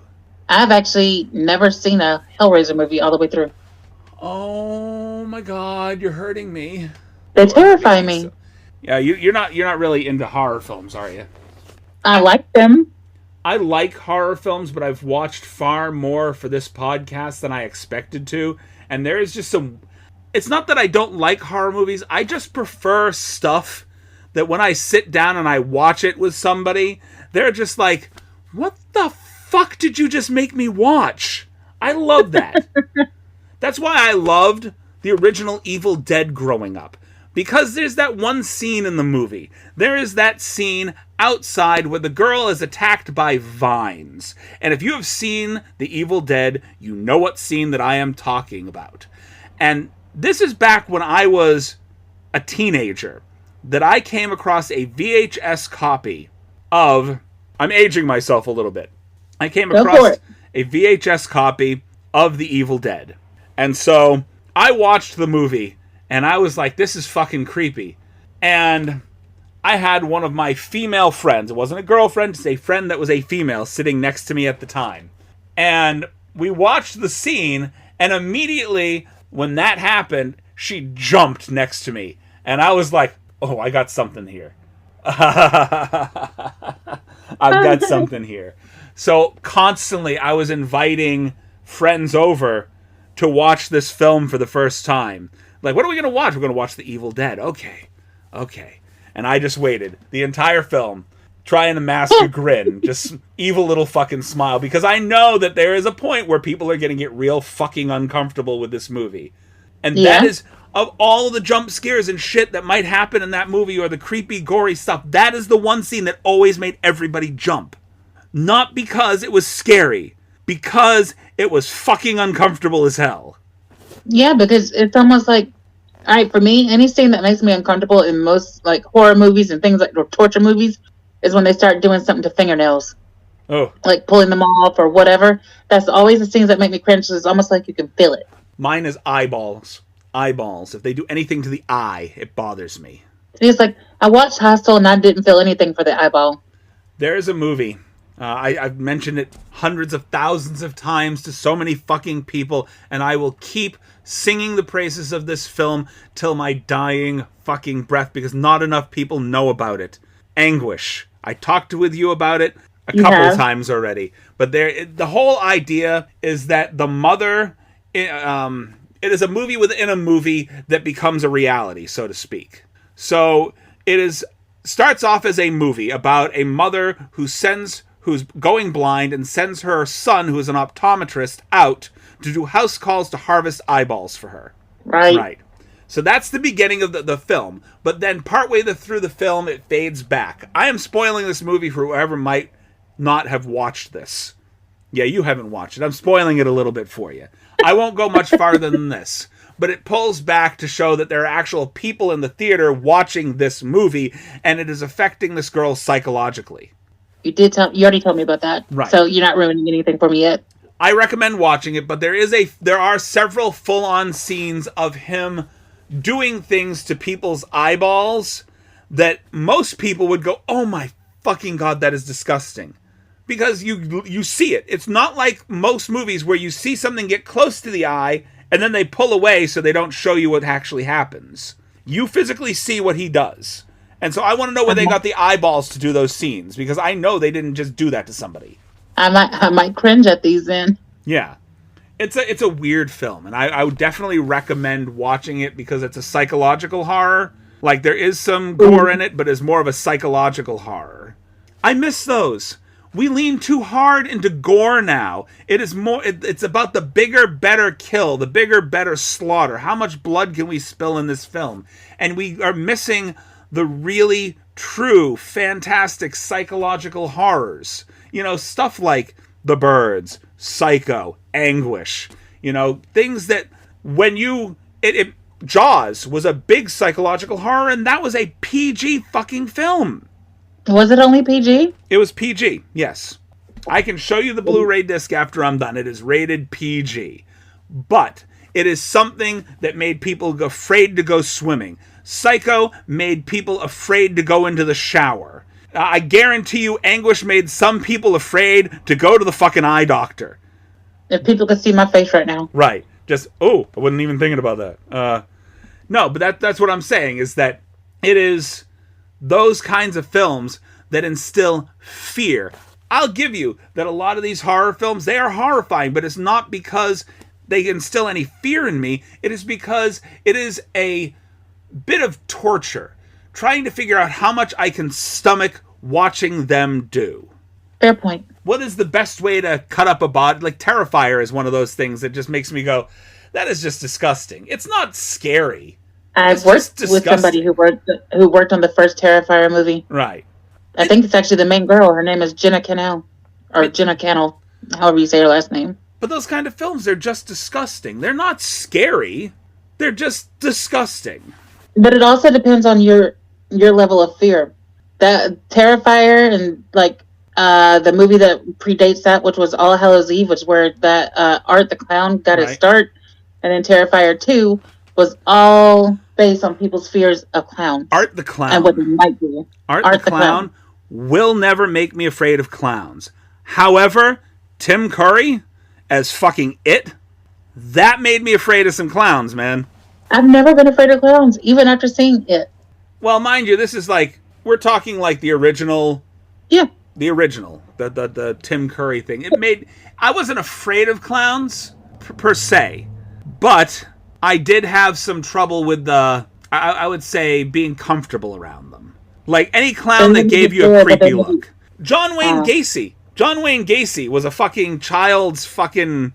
He was a clown. Mm-hmm. He went to kids' parties as clowns. Yep. That, right there alone, Gacy, the imagery of Gacy as a clown, in general, instills fear. Gacy was in Illinois, right? Huh? Gacy was in Illinois, right? I think so, yeah. Yeah, one of my, can't call him a boyfriend. No? Somebody I was interested in, his brother was almost a Gacy victim. Oh. That's, I don't know if that's a badge of pride to wear, man. I was almost a victim. I could have been a victim. You know, he didn't say it like pridefully. He was just like, You know what I did notice about this film? Nick Cage does love a leather jacket. Yes, he does. How many movies has he been in just fucking leather jackets? Gone in 60 Seconds. This film. There's another one where he gets visions that he had a leather jacket. Ghost Rider. The look of this shock. One played a lot of his Johnny Blaze or whatever his name is in Ghost Rider. Okay, we got 2 more scenes to talk about for this movie. I'm gonna bring it back to the movie for a minute. Okay, boy. Okay. First of all, love me some Ghost Rider. I hope they bring him back for the MCU. I think they're bringing him back for Deadpool's next movie. Good. That being said, and Nick Cage playing him. The last 2 scenes I want to talk about in this movie is the final fight with Willy. The final fight. The bloodiest, messiest fucking fight in the entire film. Where he just goes batshit fucking crazy. God, that was amazing. I think that they did overkill for I don't want to call it blood. It wasn't blood. I say blood, but it was more oil. I think they went with like a blackish color, so it really wasn't blood. It was more oil than anything else. The amount of gory hydraulic fuel that he beat out of this fucking thing. Hydraulic Before we talk about that, though, we got to talk about the fact of how he got slashed and thrown in the ball pit, and Willie thinking he was dead. Yeah, he didn't do enough to him to kill him. Yeah, but then there was no scratch on his body, like when he came back out with his bag of punch. Right. And the sticks. I think the punch drinks act as the star in Super Mario Brothers. The invincibility. I'm telling you, it plays by the rules of fucking video games, where he grabs his punch, and next thing you know, all he hears in his head is. If they had done that, I would have fucking died. I would have fucking died. Just beating the beat. Just fast motion, just beating the living shit out of Willie. I would have died. I really would have. Me too. Hey, save that for the next movie. Save it for the next movie. If they can get the copyright. Right, exactly. I think that the beating that Willie took was appropriate, but there was just too much. And by the way, I have this playing in the background. She did not split. The girl at the end, Sarah Siren, she did not split. She was holding on to the back of the vehicle, and she got blown off the back of the vehicle, but she did not die. She did not die. Please don't bring the movies back with her. She's not even a siren. She's the only living cast member of the original Willys Wonderland. What if she goes and recruits other serial killers to become the mascots at the new Willys Wonderland. Like, you know those characters, like in Disneyland, where they basically walking around giving people hugs and, you take pictures with them. It's going to be the same thing. It's just mascots. And next thing you know, then they're all animatronics. I mean, can you imagine going through something like, I think It's a Small World has a bunch of animatronics. Oh my god. And they all just come to life and killing everybody in the boat? Yeah. It's a small world and a short life. Anyway, small world and a short life. Yeah? No? Yeah? Yes. Yes. I'm laughing at my own jokes. I'm not even sure that qualifies as a joke. Oh, it was a good joke. Sorry, I have a cat trying to come in. You have a cat trying to... Is that why you keep diving across the room while we're talking? I realize I've kept you here for a while. I really have. We're going to talk about one more thing, and then I can let you go for the evening. We can give this a nice rating, wrap it up. I don't want the cat in my room. We'll go through the quick checklist of best, worst, yada, yada, yada. All right. Last scene, the best scene in the film. And now, mind you, we've already talked a bit about, Sarah Siren blowing up Tex McAdoo. And, the ending scene, we have them driving off into the sunset, both him and Liv, and absolutely and utterly shattering the turtle. Just drive right through him. Animatronics everywhere. One of my favorite scenes in the film, and I say this about a lot of things. That was my favorite. This is not my favorite, but it is one of my favorites. I would rank this 3 or 4. Is the sheer shock on the face of the tow truck driver and Tex as he hands them he basically says, "Yeah, here you go. Where's my keys?" He walks out, just a pissed off look on his face. I did it. I did what you asked me to do. Where's my car? I did not expect them to have the car waiting for him. Because if their entire ploy is that they're leading them in to be a sacrifice, why would you have the car waiting afterwards? If somebody managed to clear out all the animatronics and kill them off, wouldn't you want to not be there in the morning? Here's the thing. The car wasn't there waiting for him. The car was there to be given to Tex. That's why he's handed the keys and says the words, I do love new toys. Right. That's why when he looked in and saw the place clean, he was shocked as hell. But I'm still saying that why bring the car over there at all? I mean, I'm assuming this is how this whole thing works out. The tow truck driver fixes everything up. He hands the car over to Tex. And then I'm guessing Tex goes in and cleans up after whatever mess is left over. But why would you bring the car there? Assuming that you don't think whoever it is going to survive, why not just bring the keys? Here's your keys. I'll bring you over to the car in a few. Let's go clean this place up. I don't know. Plot hole. It may not be a plot hole. It may just be the idea okay, you managed to get out of there. Here's your keys, please leave. Because now whoever it is that has managed to leave that place, who's managed to escape that place, is automatically more dangerous than any of those animatronics. You want them the hell out of fucking town. I have a plot hole. Sure, what's your plot hole? So, before Tito is demolished by Nick Cage in the car, we see the explosion from the car and everything in the reflection of Nick Cage's sunglasses. Okay. Why, when he's driving away from the place? That's interesting. I didn't even think about that. That's a hole. Okay. All right. So we've ended our movie. I'm going to give you a couple of quick things to think about very quickly. First of all, worst actor in the film. Worst actor? We already know the best actor. We already know the best. The worst actor. Worst actor in the film. Huh? The blonde. The blonde. Kaylee Cowan playing Kathy. I'm not saying she's a bad actress. I just did not like her acting in this film. I'm not gonna give Kaylee Cowan the worst actress. I think she did a very good version of what she was. She was airheaded. She had a penchant for getting off in horrific scenes. She was a good version of what she was. All right, and she had every right to fucking bite it hard. Yes. All right. I was hoping for her to bite it hard. I think the worst actor in the film is I hate to say it, Jonathan Mercedes playing Dan. The other cop? No, not it was one of the other kids. He was the one with the glasses. Oh. I didn't like him.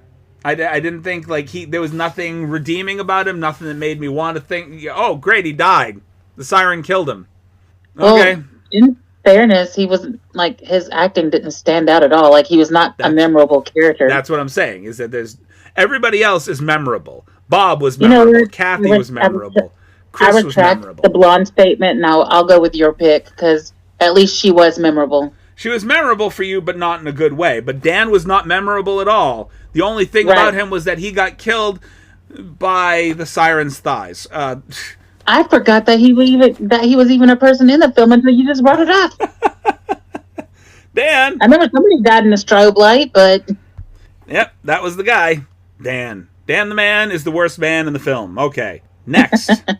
We have a conundrum here. Nick Cage is not available for the film. We have to recast Nick Cage. Who is your lead, non-speaking protagonist for Willys Wonderland? I'm going to give you two. I'm going to give you two. Okay? I'm going to first recast as male, and I'm going to give you somebody even less intimidating but can also pull off a psychotically manic personality. Paul Giamatti. Oh, God. Paul Giamatti would play the miniature version of Nick Cage really fucking well. Give him the glasses, give him the leather jacket. I think he could pull it off. In true cheesy-ass B-movie style. Okay? Now I'm going to recast gender. Samara Weaving. She is good. Samara Weaving. I love her in The Babysitter and the sequel. I think that she could do a perfect non-speaking role here. Wasn't she also the main person in Ready or Not? Yep, she was the main person in Ready or Not, but I'm specifically thinking about a role that she did alongside of Daniel Radcliffe in a movie called Guns Akimbo. I love that movie. Right. That badass persona that she did in that film, if you take that, cut out the talking altogether, you got it right here. Slip her right into this fucking movie. I've got a female version I could put there, though. Okay, go for it. Somebody who can give a lot of face. Okay. Because you have to be able to emote with your face and everything. Angelina Jolie. Wait a minute. You think Angelina Jolie can give a lot of face? Yes. Not current. Okay. I've watched her. I'm thinking more of her like 90s like Girl Interrupted version. Early Girl Interrupted and Tomb Raider. I will give you early Angelina Jolie, Girl Interrupted, Hackers, Tomb Raider, that kind of stuff. I'll give you that. Current Angelina Jolie? No. No. I'm gonna say she's gone a very different way with her acting, like nowadays. She also, her face looks like it's been Botoxed into a mask of nothing. I'm not saying she's taking Botox, but like I've seen a couple of films and the emotions are just not conveyed very well. Okay. Do you have a male counterpart, or you want to just stick with Angelina Jolie and leave it at that? I'm just going to stick with Angelina Jolie because when it comes to male actors, I'm trying to think about the actors who can give a lot of face without having to give me a lot of voice. You know who could give a lot of face without a lot of voice in this?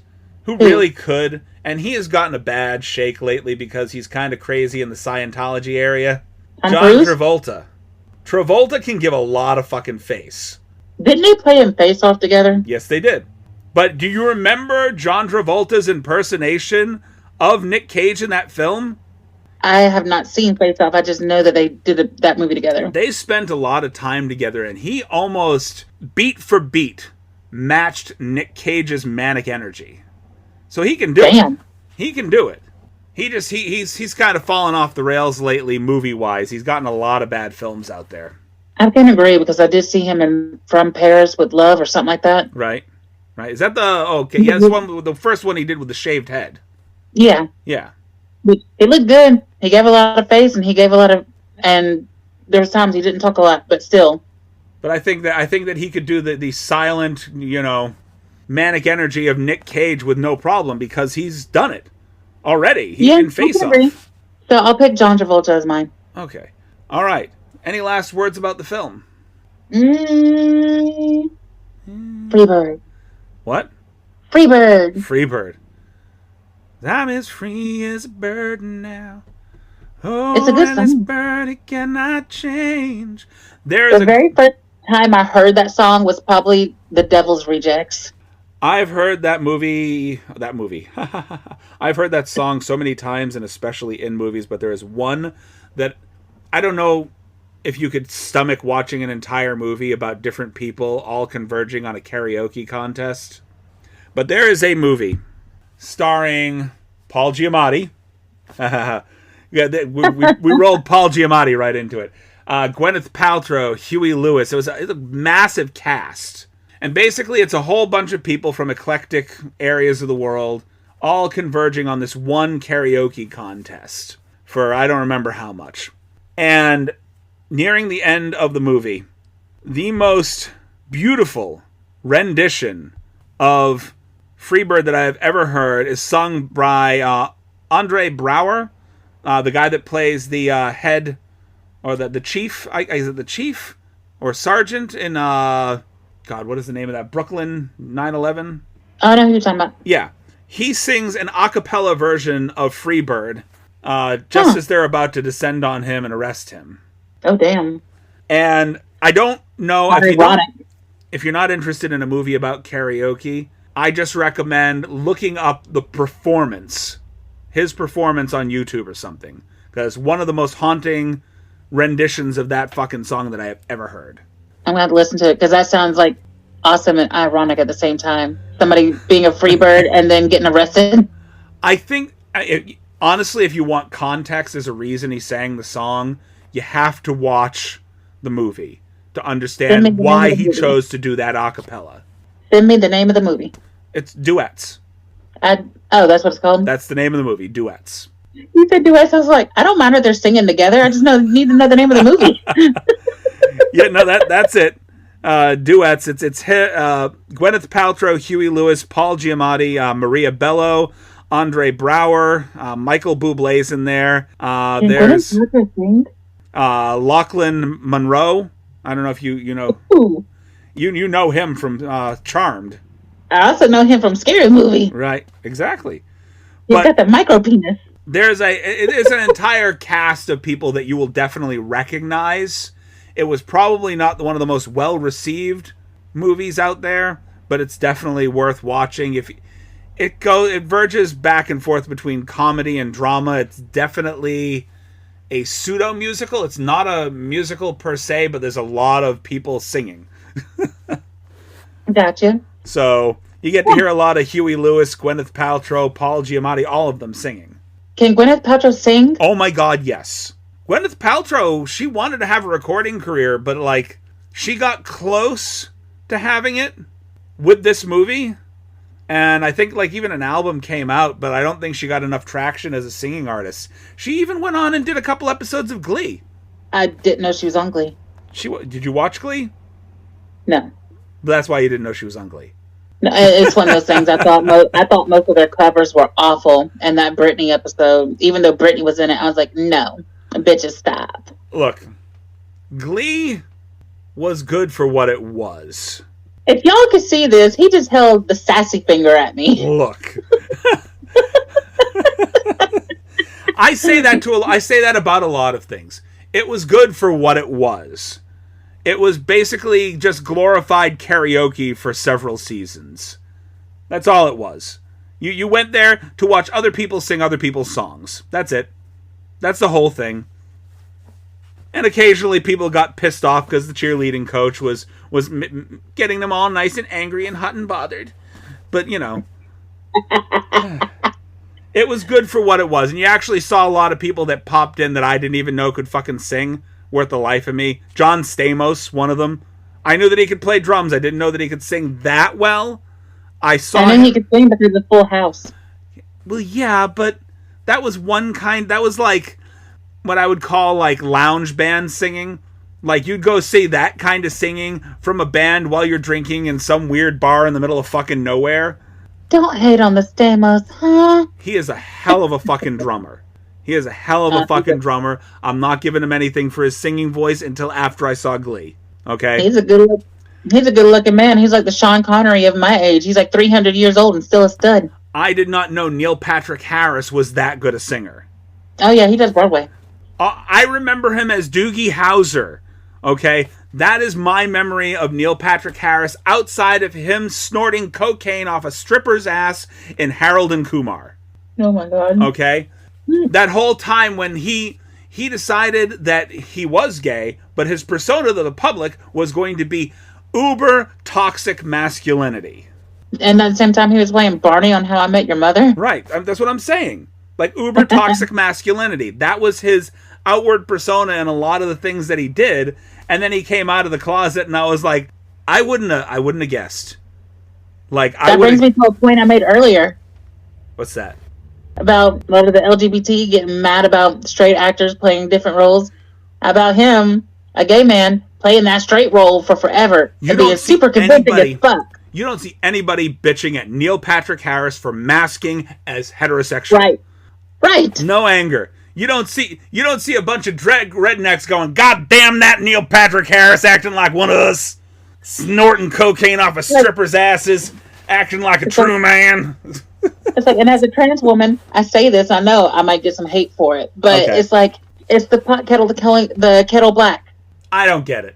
Like, I think it's just because it's Neil Patrick Harris. Like, I think if there was any guy that was going to be accepted as gay by the heterosexual community, it's gonna be fucking Neil Patrick Harris. Because he is just fucking amazing. And Elton John. And honestly, if Tim Curry had come out as gay, I mean... everyone would have just said, I knew it. They would have been like, yep, and we still love him. There's some people they argue about, but there's just a handful of guys that they would have been like, yeah, that makes sense. Sure. That is true. I get it. Neil Patrick Harris, I didn't see that one coming at all. I mean, now I see it because, like, everything was so hard to the other side with his roles that he was doing. And then he came out of the closet, and he's still Barney, but then he did some other things, and I was like, yep, I get it now. I see it. I understand. You're good. The guy who played Gaston in the live-action Beauty and the Beast, Luke Gus, I think his name is. Okay. He's gay. You know who I always thought was gay, no matter how hard he tried not to be gay? Ooh. George Michael. Yeah, I didn't really pay. He was singing and stuff and doing his stuff while I was growing up, so I didn't know much about him. The second that video, first of all, you knew it in the group Wham. You knew it. Wake Me Up Before You Go, all that stuff going on, whatever. But the second that video started, the music video, and he's leaning against the jukebox and just wiggling his ass. It's like, yep. And he's surrounded by women. Dude, you're trying too hard. Trying too hard. We know what's going on here. I have no problem. Come out. Just tell us. You don't have to surround yourself with every single supermodel in existence to try to explain, no matter how hard I try, I don't like any of this. Like Ricky Martin. Oh, yeah. Well, Ricky Martin, I don't think he masked it very well. She bangs. You know, the difference is... what? She bangs, hey baby, when she yeah. Just not living La Vida Loca. No? I love Living La Vida Loca. I like. There's a big difference. I have between Hispanic men and then like the white men that we were growing up with.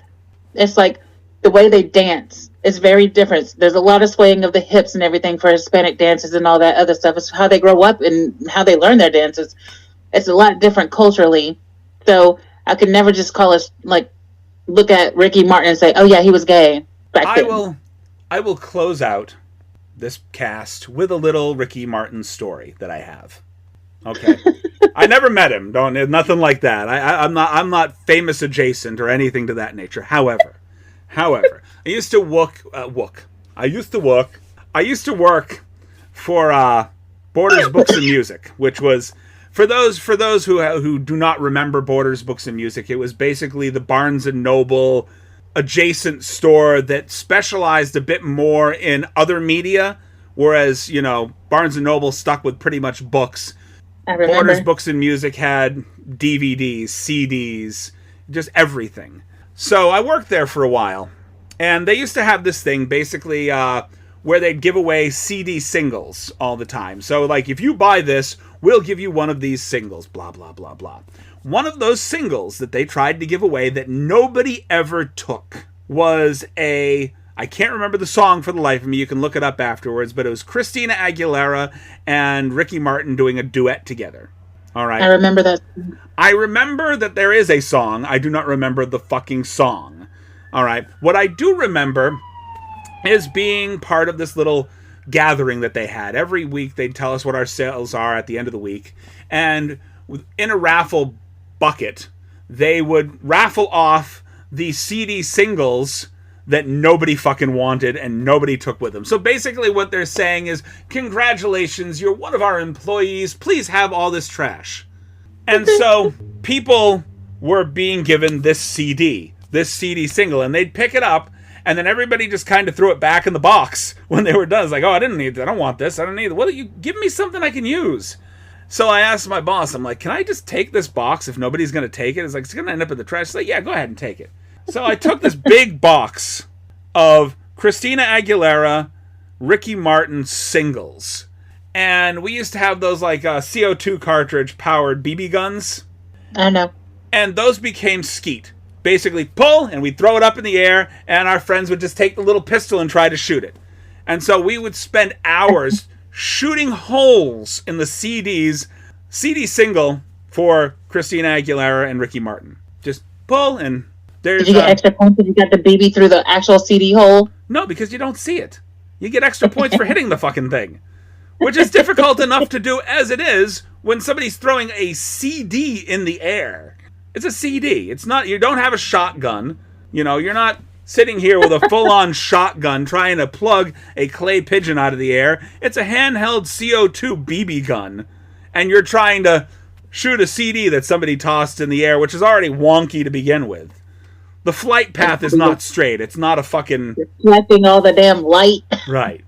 So yeah, just a bunch of holy CDs. There you go. All right. Well, thank you. Before we go, rank the movie. Rate it. Give it a rating. Any kind of rating. Whatever you want. A+. Give it an A+? A+. Wow. As much as I love Nick Cage's performance in this, I'm not going to give it an A+. I'm not going to give it an A+. It is a solid B. A solid B. They could have done more. They could have done far fucking less. But I will give it a solid B. Because I have some performances from Nick Cage that I will give an A+ all the way. Pig being one of them. That was a fantastic fucking movie. If you ever get to see it, it is a movie that if you check out the trailer to it, you think it is going to be some badass revenge flick. Go watch the movie. I'm leaving it at that. I'm not telling you anymore. Go watch Pig. If you have not seen Pig, I love how you on my face. I have not seen it. If you have, you have. I know you haven't seen it. You're just like, huh? What is that? I saw the look on your face. I know you haven't seen it. A pig? Is it about bacon? If you had seen Pig, you would have known what Pig was about, and you would have agreed with me. That was an A+ performance by him. It's one of those things where Nick Cage, he either goes so far off the rails, you're like, how did this movie get made? Or he does something so fucking perfectly that you're like, how did this not get more praise?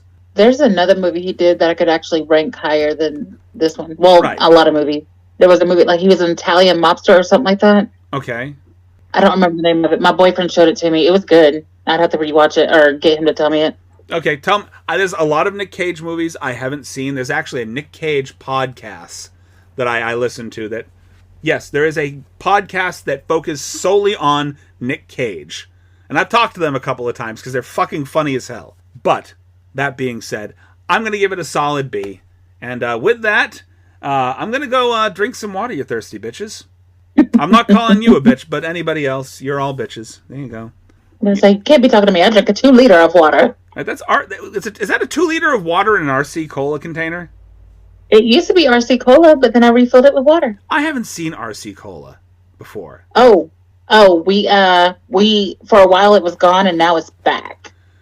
Right. You know, there's a joke running around that basically says that he this guy who's looking at a can of RC Cola and he's like he goes, I think this is the same ingredients as battery acid.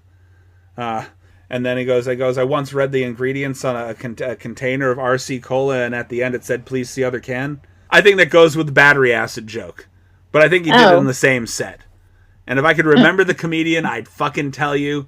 And I'll go look up the RC Cola joke, and I can find it. I guarantee you I'll find it. I just don't know who it is right now in the moment. Because it's 9:15, and I've been up since 4:30, and I got to get into my routine so I can sleep. Yeah. Are we still live? Yeah, we're still live. We're still talking. I said drink some water, you thirsty bitches, and then I didn't shut up. So guess what? Right now, right this second, I'm going to shut my mouth.